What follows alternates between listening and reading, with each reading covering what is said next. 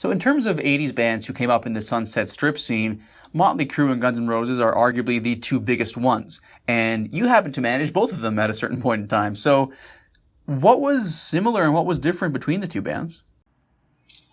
Well, they are friends. So there's a lot of similarities.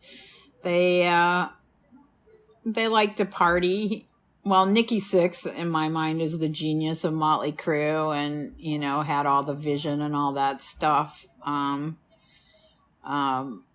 With Guns N' Roses, it was mostly Axl, but, Izzy contributed a lot as the songwriter, and Slash is just a celebrity in my mind. It's like, I love Slash. He can do no wrong. So I think when Slash joined the band, that's what propelled it into superstardom. They were very similar, Slash was very Hollywood savvy because he grew up here, Axl and Izzy were from Indiana like me, so, they had to sort of learn the underculture of Hollywood. And Nikki is more like Axl because he, wasn't from here. I don't know, but they're similar in that they had no plan B. That's, the biggest similarity is that both bands just went for it.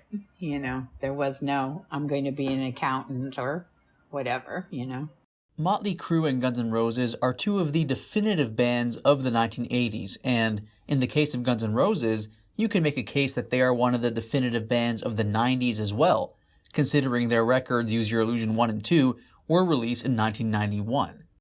Both Motley Crue and Guns N' Roses were formed in Los Angeles, Motley in 1981 and GN'R in 1985.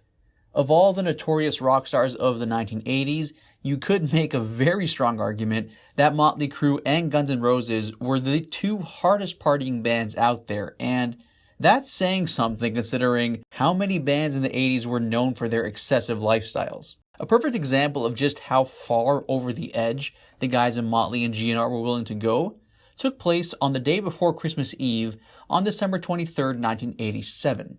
Nikki Sixx / Steven Adler and various friends of theirs had one of their typical nights of hardcore partying, except this time things went wrong. That night, Nikki Sixx famously overdosed on heroin and was clinically dead for 2 minutes. Slash's girlfriend at the time, Sally McLaughlin, tried to resuscitate Nikki Sixx via CPR, but it didn't work. What eventually saved Nikki's life was adrenaline paramedics gave him. During all this craziness, word leaked to radio and to the other members of Motley Crue that Nikki Sixx had died. In the Nikki Sixx biography, The Heroin Diaries, Vince Neil recalls how he felt when he heard that Nikki Sixx had passed. Maybe deep down I knew it was going to happen one day, but it still tore me to pieces because I loved Nikki. I cried, and I never used to cry then.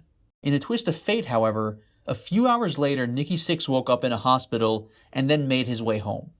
Apparently, Nikki Sixx even shot up again with heroin later that same night.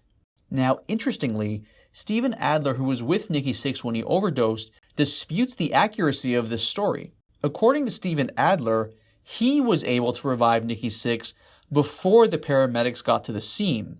Interesting to note. Which version of the story is true and which one isn't? Who knows for sure? Maybe there are elements of truth in both of them. The one thing that we do know for certain, though, is that this incident provided the inspiration for one of Motley Crue's most famous songs, Kickstart My Heart. The title Kickstart My Heart is a reference to the paramedics injecting Nikki Sixx's heart with adrenaline. A near-death experience ended up becoming the inspiration for one of glam metal's most famous songs. I remember that being around Christmas because I was coming home from visiting my folks in Florida. Was not a good batch of heroin, apparently. I wasn't around, so I don't know exactly what happened there, but yeah. Scary. Hey guys, thanks for watching. If you like this video, make sure to subscribe for more because there is a lot more to come. All the videos on my channel are original. I'm the one filming, editing, and conducting all the interviews. So if you guys like what you see and you want to support, the best way to do so is honestly just to subscribe. Thanks for watching.